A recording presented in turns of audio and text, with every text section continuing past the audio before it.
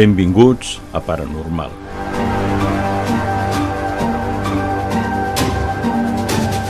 Un programa de CEMI Produccions per a Ràdio Fogars.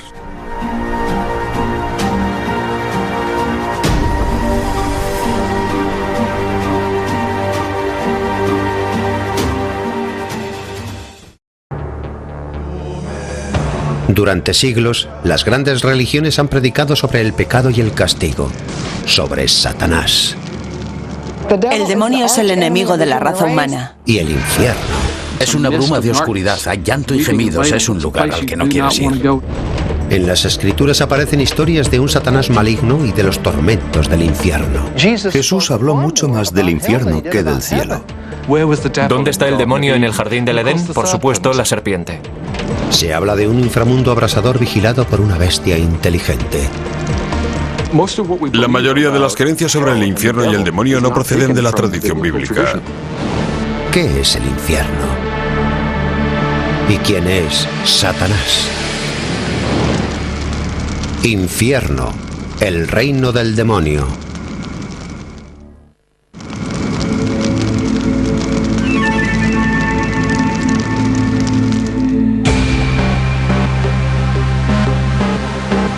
En 1973, la película de terror El Exorcista impresionó al público con su vívido retrato de la posesión satánica y del exorcismo. Pero la idea del demonio introduciéndose en el cuerpo humano es mucho más antigua. Algunos creen que el concepto de la posesión tiene su origen en las creencias chamanistas prehistóricas. Los considerados chamanes expulsaban a los malos espíritus del cuerpo de la víctima mediante la brujería. Hacia 1500, los líderes de la iglesia, los escritores y los artistas habían hecho famoso a Satanás. Los sermones, los cuadros, los libros y las obras de teatro confirmaban que el demonio estaba en todas partes, mirando de forma lasciva desde la puerta de la iglesia, causando guerras y acechando en la cama de todos los hombres. Incluso Martín Lutero, que rechazaba gran parte del dogma católico, creía que los demonios habían invadido su cuerpo. Martín Lutero fue el hombre más obsesionado con el demonio de la historia. Al parecer sufrió mucho de estreñimiento durante toda su vida. Pensaba que el demonio estaba en sus entrañas. Lutero vivió en la época en la que la influencia del demonio alcanzó su punto culminante. Desde el siglo XVI hasta comienzos del XVIII, las cazas de brujas cubrían Europa, enfrentaban a vecino contra vecino, a marido contra esposa. Acusaciones de lujuria, envidia, amor desesperado y deseos frustrados llenaban tribunales irregulares y arbitrarios. A las brujas se les consideraba agentes del demonio y estaban por todas partes.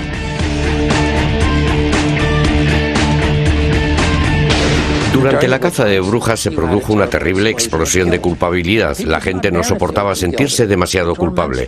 Eso les atormentaba. Al final no podían castigarse lo suficiente. Tenían que proyectar esa rabia en otra gente y castigar a otros. Durante la Inquisición se quemó a 100.000 mujeres acusadas de brujas. Se pensaba que el gran impostor, el padre de todas las mentiras, se deleitaba corrompiendo a inocentes. Cuanto más inocente parecieras, más frecuentaras la iglesia, más santo parecieras, más probabilidades había de que fueras un agente de Satanás. Porque ¿quién iba a sospechar de ti? Parecías alguien que jamás haría algo malo. Eras la herramienta perfecta para el trabajo de Satanás. Pronto se adoptaron herramientas nuevas en la lucha sin final contra Satanás. En 1486, el Papa Pablo II decretó que la tortura era aceptable en casos sospechosos de brujería. 2 años después aparece el Malleus Maleficarum, uno de los libros más populares de la época y el manual no oficial de la Inquisición. Recalcaba que las brujas estaban en connivencia con el demonio y ofrecía pistas para identificar a las culpables. Les cosían piedras a la ropa y las arrojaban a un lago o a un pozo. Si se ahogaban, decían que no eran las piedras, sino sus malos actos los que las hacían hundirse. Una prueba de que de verdad eran brujas.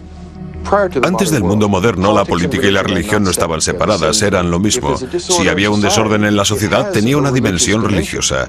Creían sinceramente que cuando ocurría algo peculiar y tenía un efecto negativo en la sociedad, había algún aspecto diabólico en aquello. Era una forma de personalizar el mal que sentían en el mundo. Cuando los puritanos viajaron al Nuevo Mundo, llevaron sus viejos miedos con ellos. El protestantismo de la primera época estaba muy obsesionado con el demonio. También se oponía mucho al sexo. Así que cuando grupos como los puritanos fueron a América y se establecieron en Nueva Inglaterra, llevaron ese equipaje con ellos. Tenían miedo al demonio. Veían al demonio en todas partes. Uno de los más eficaces a la hora de inculcar el miedo a sus seguidores fue el predicador puritano Jonathan Edwards. Su autoritario sermón "Pecadores en manos de un Dios airado" pedía a todos ser rectos o enfrentarse a los horrores del infierno. Dios no desea en ningún instante hacer muestra de su poder arrojando a los impíos al infierno. Ellos merecen ser echados al infierno. De manera que si la justicia divina se encuentra en el camino, no hay objeción eficaz contra el uso del poder de Dios para destruirlos. Pecadores en las manos de un Dios airado. Jonathan Edwards. Cuando Jonathan Edwards pronunciaba su sermón "Pecadores en manos de un Dios airado", ¿qué motivo tenía la gente para pasar 3 días en la nieve para oírle predicar? Les estaba diciendo que se iban a condenar. A la gente le gusta el miedo. Nos colocamos en situaciones que asustan. El miedo y el terror son emociones humanas primarias. Consumidos por el miedo, los puritanos propiciaron en Salem el horror a las brujas en 1692.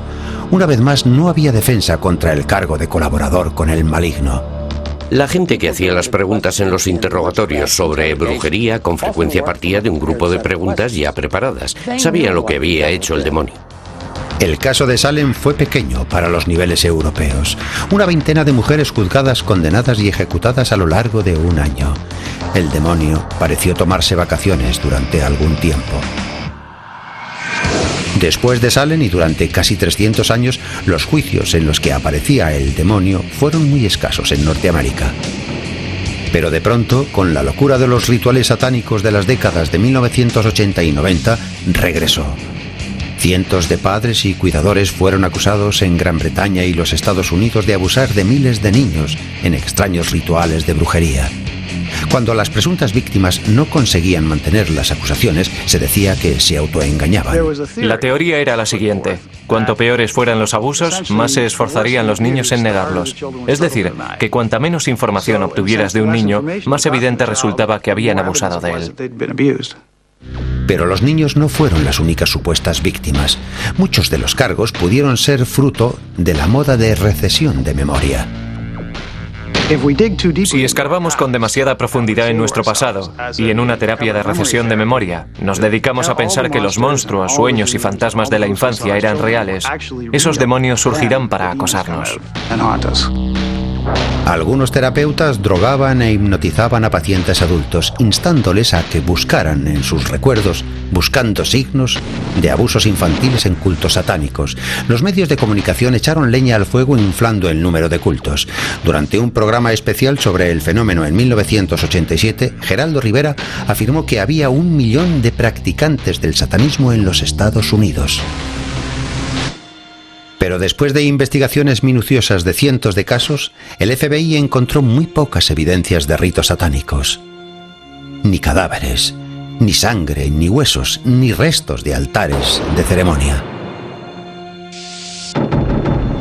Aunque el asunto de las prácticas satánicas generalizadas ha perdido credibilidad, hay grupos que creen firmemente en la posesión demoníaca y el poder del exorcismo.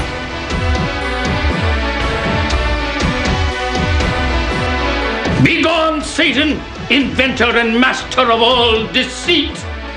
Es una oración para curar, para liberar a una persona de algún tipo de fuerza maligna, personal o impersonal, que parece haberse apoderado de esa persona. El rito católico del exorcismo se basa en el relato del Nuevo Testamento de Jesús expulsando a los demonios. En la Edad Media la práctica se hizo muy popular. Pero el exorcismo católico nunca ha sido algo corriente. El Vaticano anunció un rito de exorcismo revisado, el primer cambio en el rito desde 1614.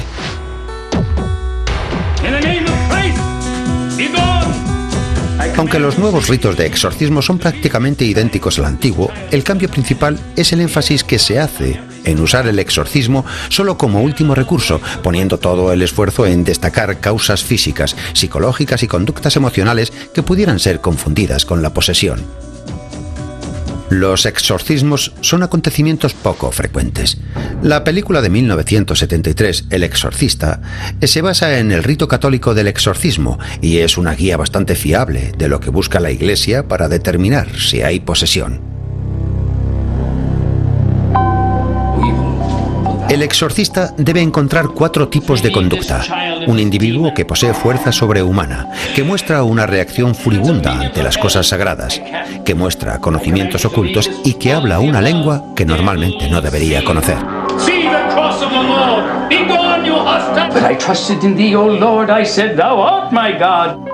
Como se describe en el rito católico, el exorcismo comienza haciendo la señal de la cruz y rociando con agua bendita. Se leen en voz alta una serie de oraciones, letanías y partes del Evangelio.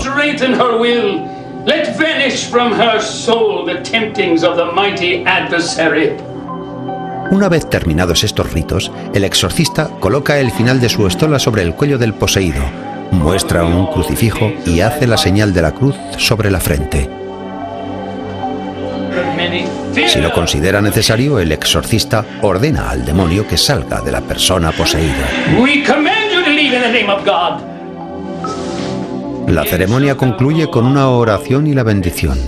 Puede repetirse toda la ceremonia. El catolicismo no es la única fe cristiana que practica alguna forma de exorcismo.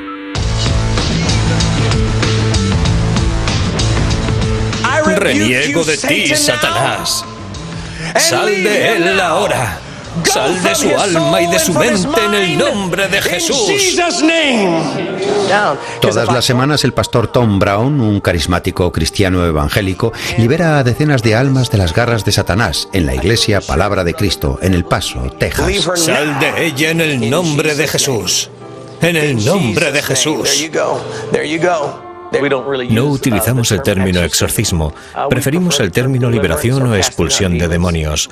No utilizamos la palabra poseído porque poseído implica control absoluto. Lo que creemos es que los demonios pueden tener influencia sobre nosotros. El pastor Brown se remonta a Jesús para explicar la práctica de la expulsión de demonios. El primer exorcismo que relata el Evangelio de Marco ocurrió en una sinagoga. Una persona endemoniada alza de pronto la voz y dice: «Ajá, sabemos quién eres, el Santo Hijo de Dios. ¿Has venido a torturarnos antes de nuestra hora?». En realidad quien gritaba no era el hombre, sino el demonio. Jesús dijo al demonio que se callara y saliera, y el hombre quedó libre. Creemos que hay millones, quizá miles de millones de ángeles caídos que trabajan bajo el control de Satanás. Al haber tantos, creemos que debemos estar en guardia. Te he dicho que la dejes. Satanás no quiere que la gente de este mundo sea feliz. Ha actuado mal. Se merece esto. No tienes derecho legal para permanecer en ella. Quiere que todos sean infelices. Quiere que todos vayan con él al infierno. Deja en paz a mi hermana. Sal de ella. Y es muy real. Es muy, muy real. No puedo verlo, pero es muy real. De una vez para siempre. Sal en nombre de Jesús. ¡Aleluya! Oía voces, voces malignas. Me decían que hiciera cosas malas a mi familia. Intentaba oponerme. ¡Nazareno es mío! Cuando la gente tiembla y habla a voces, es que los demonios están reaccionando. Los demonios utilizan sus cuerdas vocales, gritan cosas. Le sentía físicamente dentro de mí, hasta el punto que el demonio casi consiguió hacer que me suicidara. Fue hace 2 o 3 años. El demonio me dijo: coge un cuchillo de carnicero y clávatelo en el estómago. Ahí está, en nombre de Jesús.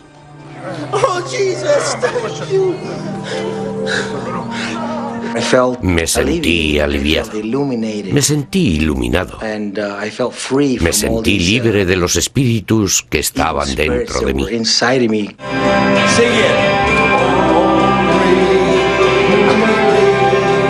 Cuando llegue el momento de que Jesús vuelva, Él decidirá: tú estás conmigo, y los que no lo estén serán arrojados al lago de fuego.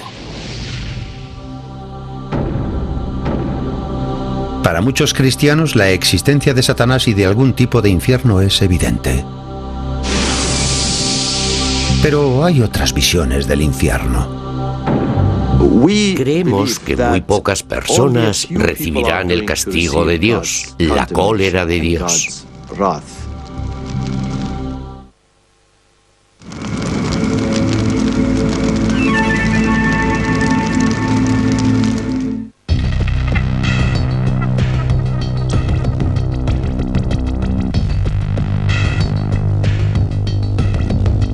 Durante siglos, los seguidores de las grandes religiones del mundo han lidiado con los conceptos de cielo e infierno. Si observa las imágenes de la otra vida y trata a todas con respeto, llega a la conclusión de que el ser humano siempre ha creído en una vida después de la muerte. ¿Qué puede significar esto? Creo que la gente mira a la otra vida como si fuera un espejo. Ven lo que es importante de ellos. El cristianismo, el islam y el judaísmo tienen puntos de vista distintos respecto a la otra vida. Islam significa sometimiento a la voluntad de Alá y no tiene elementos tan influyentes como lo es el demonio en el cristianismo. Sin embargo, tanto el cristianismo como el islam creen en la existencia del infierno.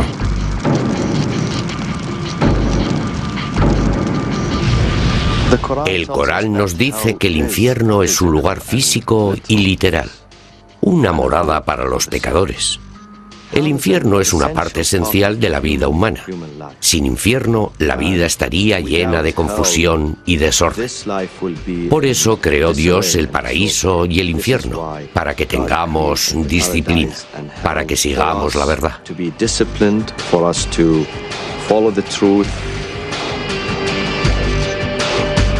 Y cuando se le dice, teme a Alá, se apodera de él un orgullo criminal. Tendrá el infierno como retribución. El Corán, capítulo 2, versículo 206. Aquellos que son condenados al infierno del Islam son recibidos de manera aterradora. Leemos en algunos pasajes del Corán que cuando los pecadores son conducidos al infierno, los reciben con gran estruendo, gritando. Van a escuchar los bramidos del fuego. El fuego es profundo, estrecho, apretado. Después de llegar al infierno del Islam, el sufrimiento es tremendo. La Gehenna al acecho será refugio de los rebeldes, que permanecerán en ella durante generaciones, sin probar frescor ni bebida, fuera de agua muy caliente y hediondo líquido. Corán, capítulo 78, versículos 21 a 25. El Corán continúa hablando de cómo será torturada la gente y el castigo que recibirá allí. Su piel arderá, pero Dios renovará su piel para que vuelvan a sentir el castigo del fuego. La tortura no se produce solo una o dos veces, sino muchas. Es continua. Aunque implacable en la tortura, el infierno del Islam no es permanente. El castigo puede durar días, semanas o años, pero todos, salvo los peores, encontrarán al final el camino hacia el paraíso. El Corán insinúa que la mayoría de las almas ni siquiera rozarán el infierno. Creemos que muy pocos recibirán la condenación de Dios, la cólera de Dios. Por lo tanto, muy pocos serán arrojados a las llamas. Se muestra enfadado e iracundo, pero es solo de forma temporal. Sabemos que su misericordia es siempre mayor que su cólera. Usa la misericordia más que la cólera. Pero su cólera es necesaria para que la gente le obedezca.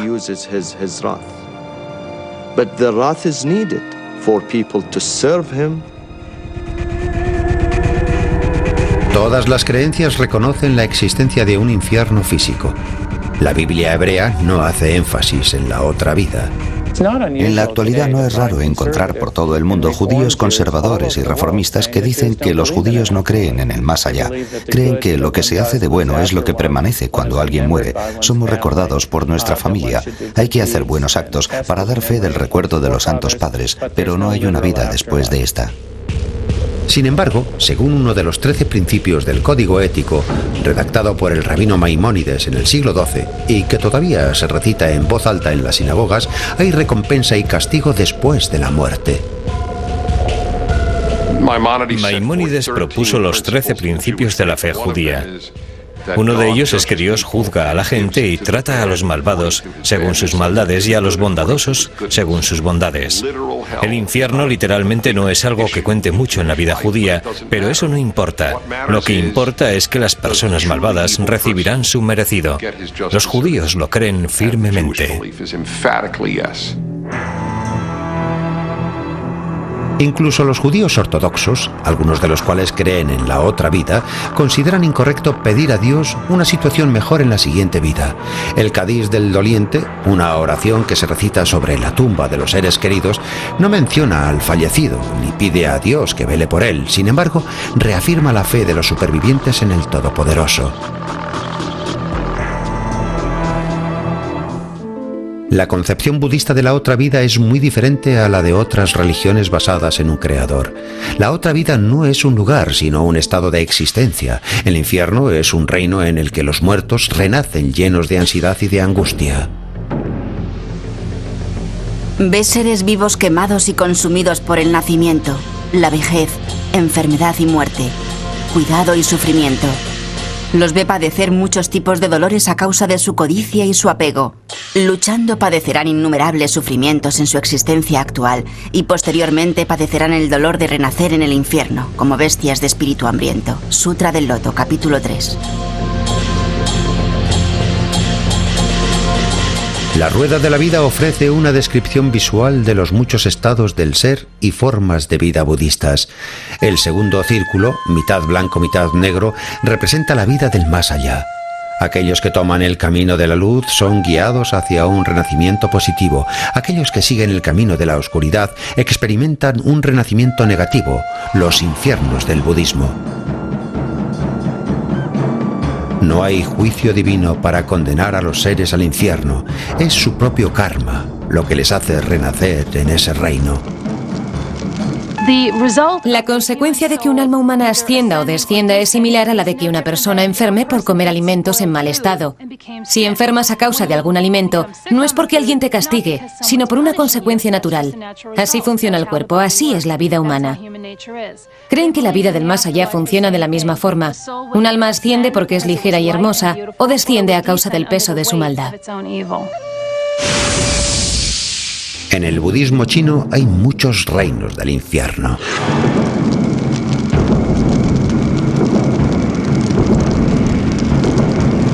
En estos infiernos, los seres vivos sufren dolores incalculables e indescriptibles. Roídos por chacales hambrientos, cuervos, perros negros, buitres moteados y grajos, los que sufren gimen. Ese es el estado que experimente un hombre de hechos perniciosos, un estado de sufrimiento absoluto. Budismo, Sutta Nipata, versos 672 a 676. Pero al igual que en el Islam, el sufrimiento no es eterno. Los seres vivos padecen los sufrimientos del infierno hasta que se consume el karma pernicioso que han generado en vida. Los moradores del infierno, espíritus hambrientos, bestias y muchos otros que se encuentran en circunstancias difíciles, están por lo tanto en disposición de ser salvados. Sutra del Loto, capítulo 24. Cuando han consumido su mal karma, los ocupantes del infierno renacen en un plano de existencia más feliz. Pese a las diferencias, las religiones dominantes del mundo coinciden por lo general en un código de conducta humana. Pero a lo largo del tiempo, los rebeldes y los disidentes han desafiado las nociones tradicionales de infierno y Satanás y han adoptado al demonio como uno de los suyos. –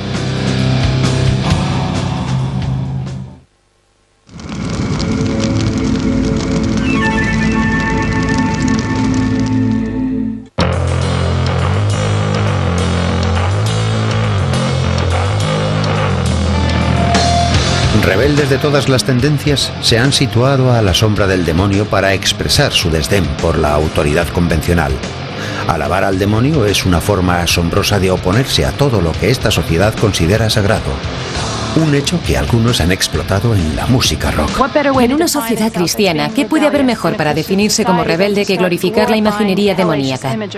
Hay grupos que adoptan la personalidad de demonios y en cierto modo se ríen de la idea de que el infierno es un sitio horrible. El infierno es el lugar al que va la gente divertida, un lugar con mujeres ligeras de ropa, donde nunca para de correr el alcohol y las fiestas duran eternamente. A lo largo de la historia, el infierno y el demonio han servido como símbolo de los contrarios. Norteamérica nació de una rebelión y unos pocos de sus grandes símbolos formaron coalición con el anfitrión del infierno. A finales de 1700, un grupo de ingleses formaron el primer Club del Fuego Eterno, una fraternidad dedicada a la bebida, el sexo y de vez en cuando a ridiculizar el cristianismo, mofándose de sus ritos sagrados. Los miembros se reunían en monasterios en ruinas para divertirse con misas negras y orgías de alcohol. Benjamin Franklin, embajador de Estados Unidos en Gran Bretaña, participaba de forma ocasional. Un siglo más tarde, Mark Twain expuso su sentimiento iconoclasta alabando el Averno. Recuerdo la acertada ocurrencia de Mark Twain: el cielo por el clima, el infierno por la compañía. Si quieres conocer gente realmente interesante, no vas al cielo, vas al infierno de Dante. El ensayo de Twain, Cartas desde la Tierra, incluye misivas ficticias redactadas por el diablo en las que se muestra el aspecto egocéntrico de la naturaleza humana. Se cree que es la mascota del creador. Cree que el creador está orgulloso de él. Cree incluso que el creador le ama, que siente pasión por él, que se sienta por la noche a admirarlo. Sí, que cuida de él y evita que tenga problemas. ¿No es una idea pintoresca?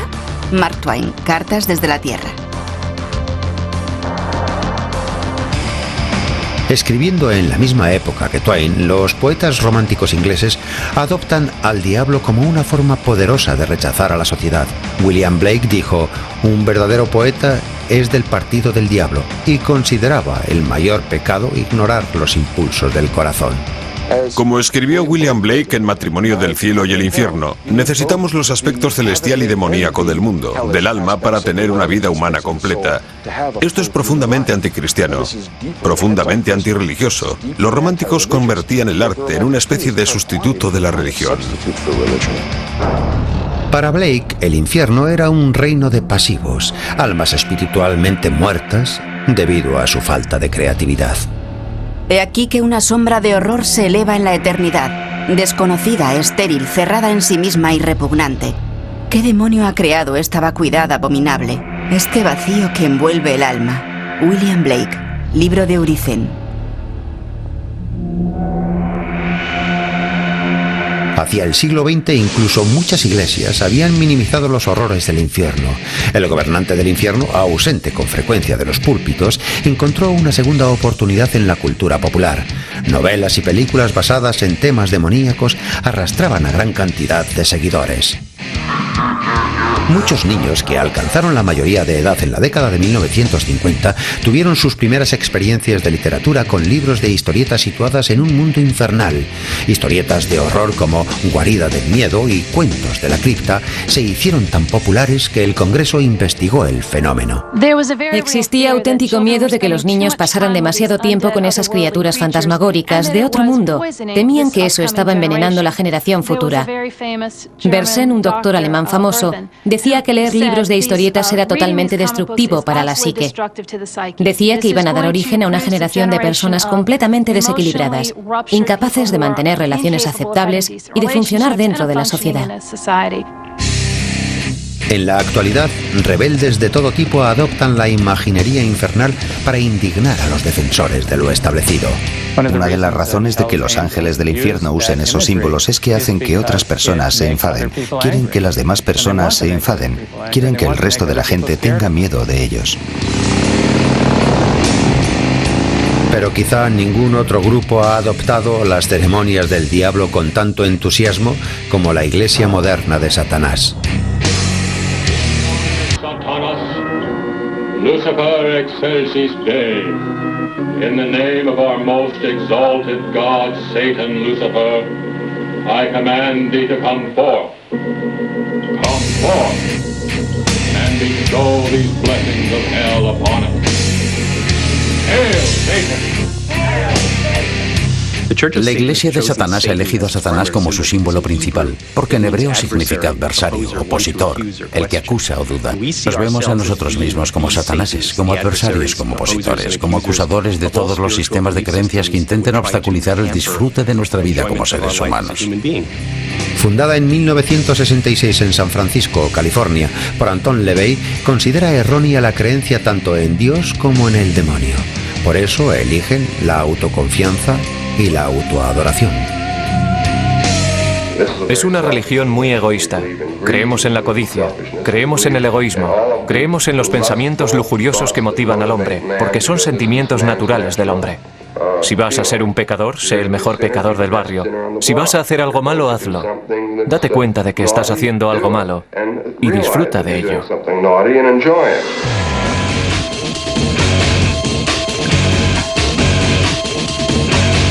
Muchas de las creencias de la Iglesia aparecen explicadas en la Biblia satánica.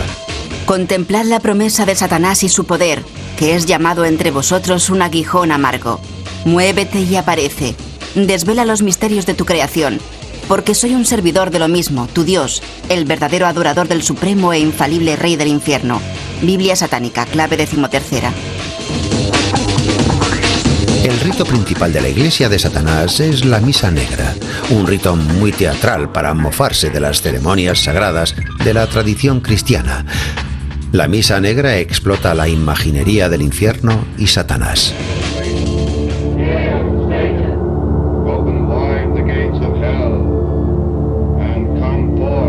Hemos elegido conscientemente el uso de la palabra Satanás debido a su valor teatral. Nos sentimos atraídos por el símbolo de Satanás. Disfrutamos de lo que se podría considerar el lado oscuro de la existencia. Hace poco, los productores de Canal Historia consiguieron autorización para asistir a una misa negra moderna, un acontecimiento que ha visto muy poca gente que no pertenezca a la Iglesia de Satanás. En el satanismo practicamos rituales mágicos. A la cámara de ritos le llamamos cámara de descompresión intelectual. En ella dejamos de pensar y de racionalizar. Entramos en una sala oscura e iluminada con velas. Nos liberamos de nuestras emociones como forma para eliminar aquello que pueda dificultarnos realizar el tipo de cosas que queremos hacer.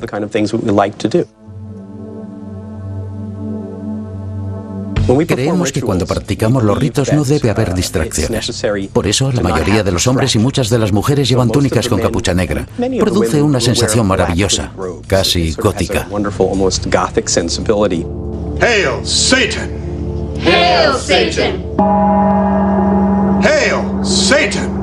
Hail, Satan! Hail, Satan! Siguiendo la tradición de su fundador Anton LaVey, la misa negra moderna tiene una gran carga sexual. El satanismo reconoce que sentimos amor y lujuria. Es algo natural en el animal humano.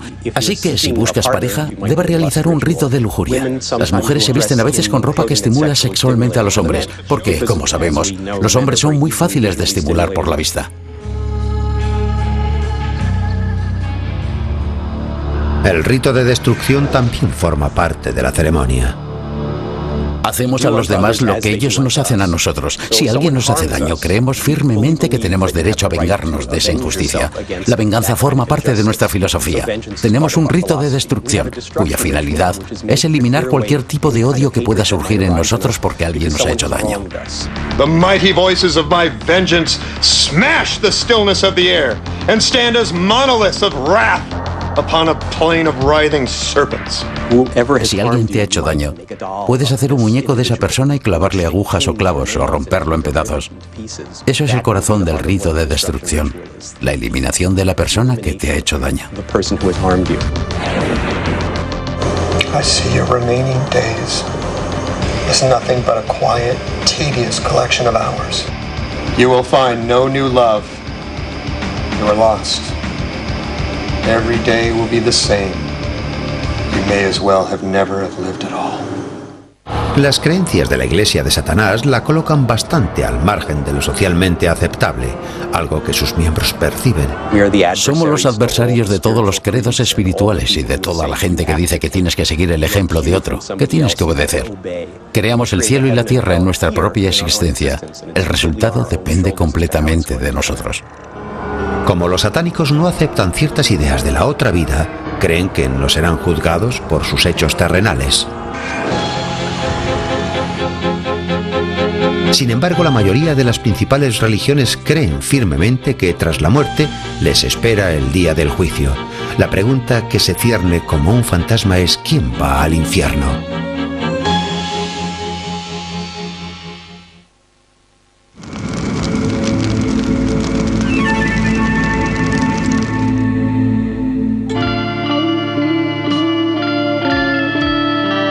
La historia del infierno y Satanás es larga y complicada. Desde las enseñanzas de la Biblia hasta la imaginería laica, nuestra fascinación por el infierno y el demonio refleja un miedo primitivo por la muerte y un profundo anhelo de inmortalidad. El 90% de nosotros responde sí a la pregunta de si cree que hay vida después de la muerte, pero los liberales tienen tendencia a ignorar el infierno. No creen que forme parte de la otra vida.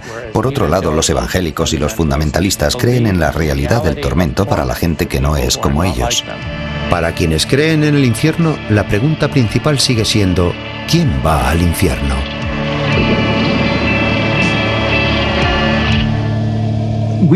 Realmente no sabemos quién va al cielo y quién al infierno. Algunos cristianos, por ejemplo, en la tradición ortodoxa rusa, albergan la esperanza de que al final todo el mundo se salvará, incluido el demonio, incluido Satanás. Pero ese es uno de los grandes misterios. Es una de las preguntas de las que no conocemos la respuesta.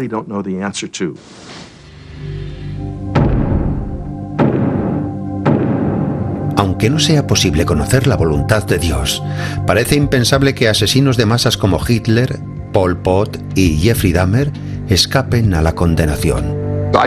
Puedo dormir por la noche solo porque creo que el bueno es recompensado y el malo es castigado.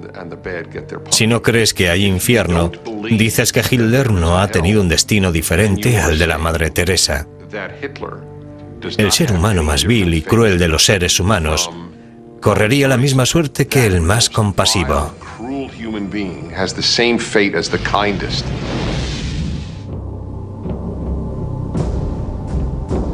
La lógica de nuestra mente sugiere que si Dios es justo, si hay rectitud, si hay algún tipo de justicia básica en la vida, es preciso que haya un juicio y que haya una recompensa. Incluso aquellos que están de acuerdo en que hay un día del juicio discrepan en el significado de ir al infierno. No es una buena teología decir que Dios nos castiga, que Dios manda a la gente al infierno. Si la gente va al infierno es porque en algún momento de su vida toma la decisión de que no necesita vivir en relación con Dios. La realidad de un juicio final, en el que se separará a justos de pecadores, es una verdad cristiana básica. Eso implica que hay infierno. Pero, ¿en qué consiste exactamente? ¿Qué significa? Es un debate abierto desde el siglo I. Si me preguntan que si quiero creer en el infierno, respondo que no. No quiero creer en el infierno, quiero que todo el mundo vaya al cielo. Pero negar el infierno es negar a Dios. Lo dice la Biblia. Es negar a Jesús, aquel a quien yo sigo. Es negar las Escrituras. Ancha es la puerta y espacioso el camino que lleva a la perdición, y muchos son los que entran por ella, porque estrecha es la puerta y angosto es el camino que lleva a la vida, y pocos son los que la hallan. Mateo capítulo 7, versículos 13 y 14. Los fundamentalistas consideran las palabras de Jesús como un recordatorio aleccionador de que la mayoría de las almas caminan hacia la condenación.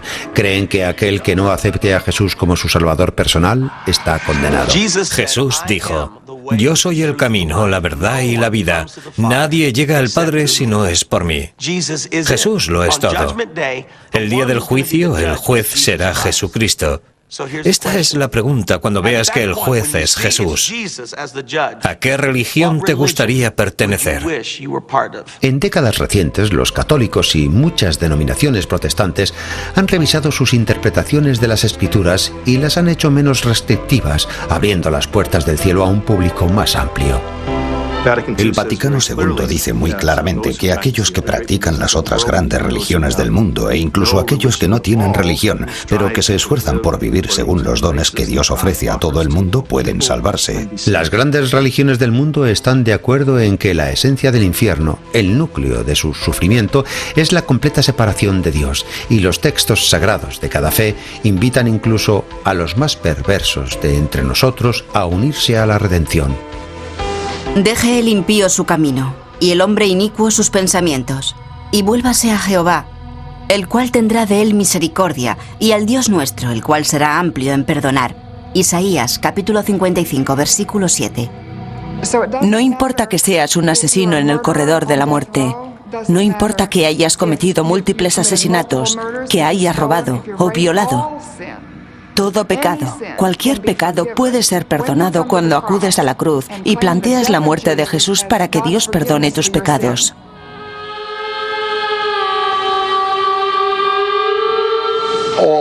Todas las religiones mantienen que en tu lecho de muerte puedes arrepentirte sinceramente y que Dios te perdonará. No me gusta demasiado la idea de que puedas dedicarte a torturar niños toda tu vida y arrepentirte un minuto antes de morir. Creo que si pasas tu vida haciendo el mal, siendo cruel, pagarás un precio por ello.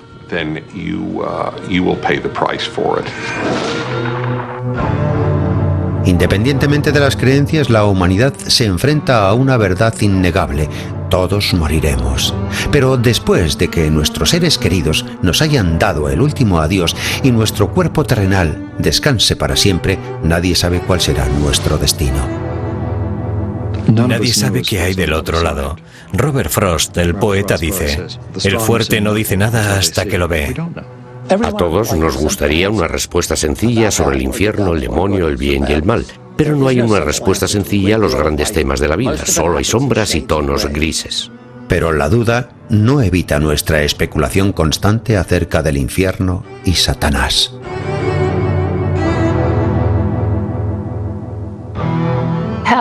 El infierno es la confirmación definitiva del libre albedrío. Si no hubiera infierno, Dios estaría diciendo: no me importa lo que quieras, no me importa que me odies. Estarás conmigo para siempre. Haz lo que quieras.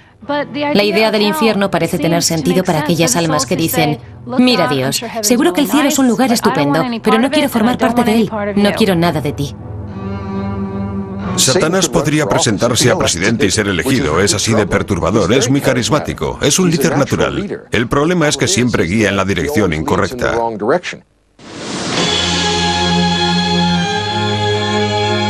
Redactada a lo largo de siglos, la historia de Satanás y el infierno parece ser reescrita por cada generación.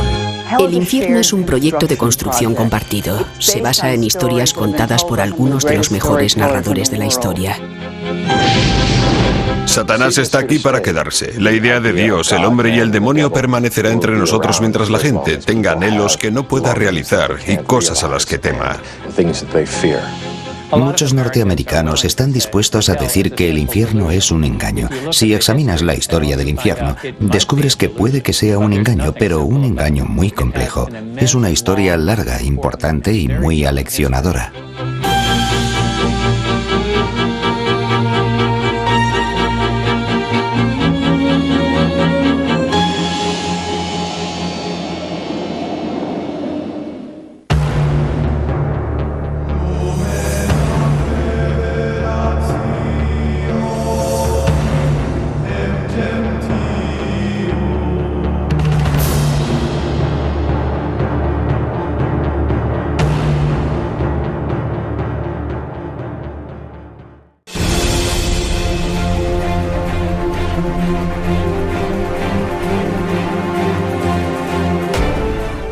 I per avui ho deixem aquí. Ens retrobarem el proper mes a l'Hora Bruixa. I recordeu, hi ha altres mons però són en aquest.